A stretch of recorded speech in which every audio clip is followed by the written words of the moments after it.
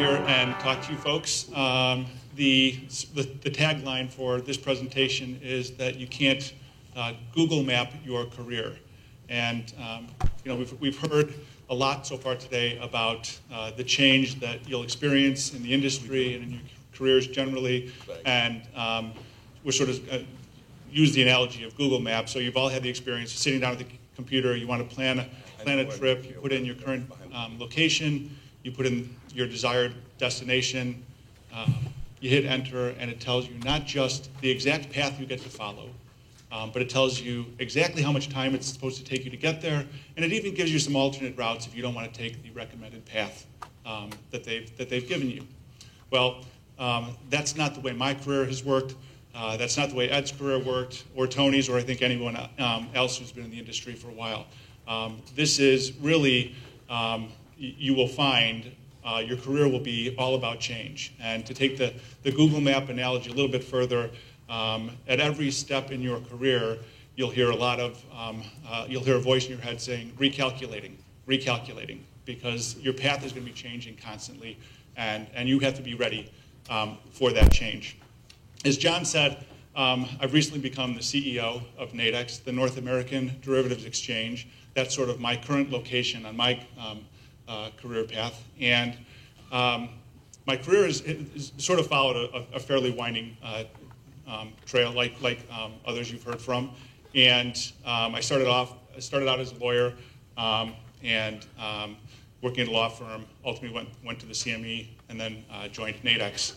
Let me tell you 3 stories about that sort of career path. I had just started at my law firm. I was a brand new associate. I'd been there for about a year, or about a month. And one of the senior partners in the litigation department came in, and very excited, came into my office and announced that I had been picked to join a team that was going to work for one of the large clients of the firm, and it was a great assignment, lots of cases, traveling all over, not just the United States, but internationally. Told me to make sure I had my passport up to date, make sure I had my frequent flyer accounts registered, and to come see him the next morning, and we could talk about some of the cases that he wanted me to work on. Went home that night, talked to my wife. We had a 1.5-year-old daughter, and my wife was pregnant with our second daughter.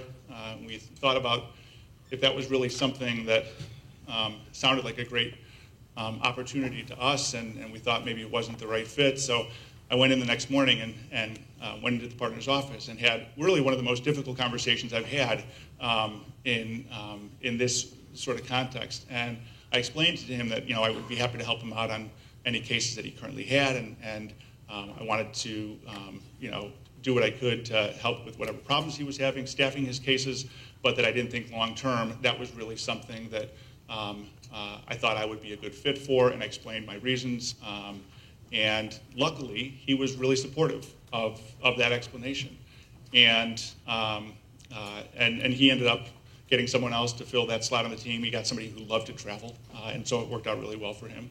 And I was able to fill my schedule with some casework from another really large client of the firm, First Options of Chicago.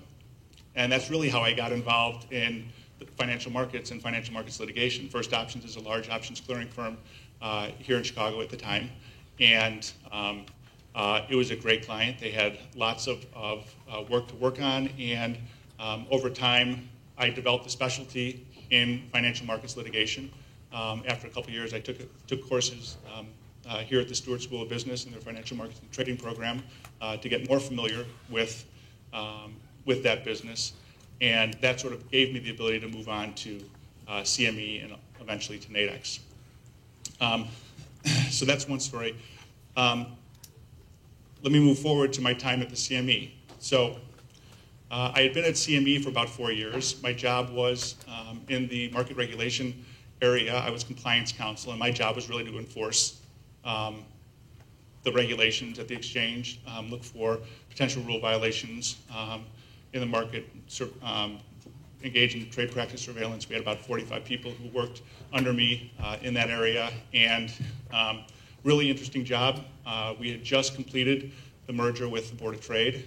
We were starting the process of the merger with the NYMEX, and the area that I was responsible for, with the addition of more exchanges, more contracts, more traders, more trading activity was getting very large. And the CME, quite appropriately, decided that that area of responsibility needed to be split into roughly 3 different jobs. And the CME also decided that those 3 jobs would go to people who weren't me. So I was reorganized out of the company as part of that process. And it was really one of the best things that ever happened to me, because I enjoyed that job. I thought I was good at that job. And it was a really good experience for me. But this gave me an opportunity. It really forced me to face up to what I wanted to do, what I thought I was good at, what my strengths and weaknesses were, and where I might go from there. And it just so happened that there was this small exchange that was looking for a general counsel and a regulatory officer who could, and they were on a really short time frame because they wanted to open up for trading, and they needed to fill this slot to open. So I interviewed for the job. It went very well, and I got a job offer, but I hadn't yet, because they were in such a hurry. The CEO was out of town, and was out of the country actually. So I hadn't met the CEO that I would be working for. Hadn't done a lot of the due diligence I would normally do for a new job. But I really liked the basic business model that they had, and I really liked the opportunity to work for what was really a sort of a startup operation, but it was backed by a corporate parent that had that was a large financial services company with the financial wherewithal to really invest in the business and give it the best chance to succeed. So I accepted the job, and it turned out to be really a great opportunity, and I've really enjoyed working as the general counsel and the chief regulatory officer for this exchange. Last story. About 8 months ago, our CEO, who I had met, and he's a great guy, actually became a great friend of mine, was recruited away to become the CEO of the Tel Aviv Stock Exchange. He was born and raised in Israel.